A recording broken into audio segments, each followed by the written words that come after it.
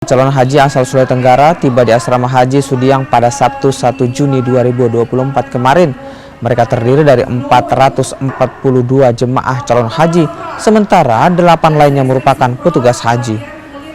Jemaah calon haji asal Sulawesi Tenggara tergabung dalam kloter 29 dan mereka diberangkatkan menuju Jeddah pada Ahad pagi kemarin.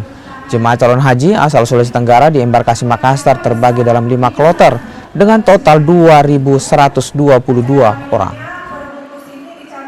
Terkait dengan calon jamaah haji asal Provinsi Sulawesi Tenggara yang tergabung di UPG Makassar sebanyak 5 kloter, 4 kloter utuh, seluruhnya jamaah haji asal Provinsi Sulawesi Tenggara yang tersebar di 17 kabupaten kota.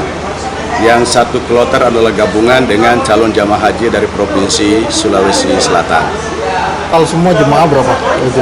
Jumlah jamaah di Provinsi Sulawesi Tenggara sesuai kuota nasional kita mendapat kuota calon jamaah haji sebesar 2.114 calon jamaah haji, tidak termasuk petugas yang menyertai jamaah, baik dari pembimbing haji, petugas haji daerah PHD maupun dari tenaga kesehatan, tim kesehatan Indonesia.